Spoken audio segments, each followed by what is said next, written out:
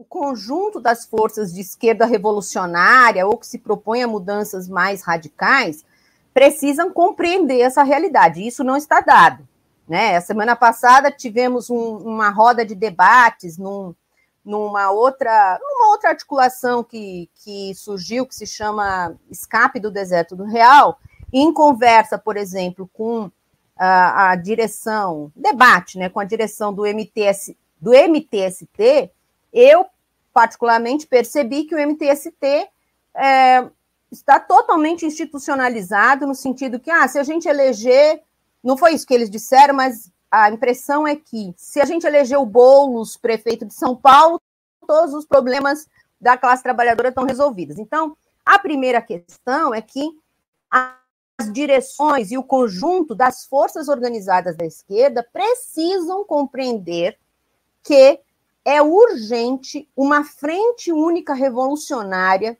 que passe a atuar em conjunto nas lutas, num calendário de lutas, e não paralise as atividades como ocorreu esse ano. Nós, do PCB, estamos empenhados nisso, não só em promover um calendário de lutas que volte a articular a esquerda revolucionária, mas também organizar o conjunto, né, da classe trabalhadora nesse sentido. A outra questão que eu acho, um outro movimento que já percebeu essa mudança é o MST. O MST tem demonstrado, ao contrário do que fez nos governos Lula passado, que está se distanciando, ou seja, não é que ele está se distanciando do governo enquanto um governo progressista ou coisas desse tipo, mas está se autonomizando em relação ao governo.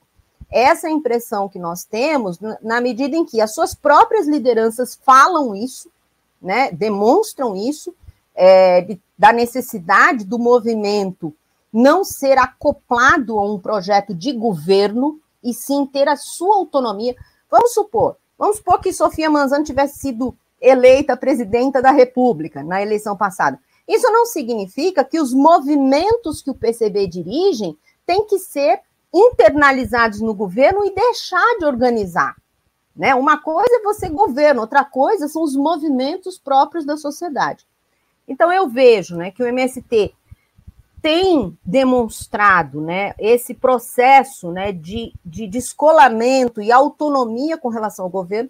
Por outro lado, vejo com muita preocupação que setores majoritários do PSOL sucumbiram à mosca azul de estar no governo.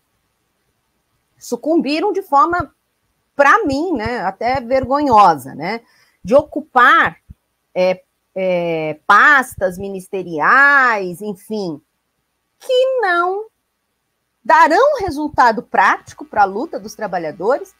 E já que o PSOL, né, surge como uma contestação à esquerda do PT, mostra o seu apassivamento em relação ao PT, né? Basta ver na votação da reforma tributária que apenas 3 honrosos deputados do PSOL, né, o Glauber, a Sâmia e a Fernanda Melchiona, se abstiveram da reforma tributária, até porque não dava para se aliar com a votar, né, contra, como fez a extrema-direita, que foi só uma demagogia, mas se pronunciaram denunciando, né, essa reforma tributária. Enquanto isso, outros deputados do PSOL e outras forças que compõem o PSOL entraram na narrativa e impulsionaram a narrativa, o que é muito pior, de que aquela reforma era uma reforma para o bem da classe trabalhadora. Não é nada,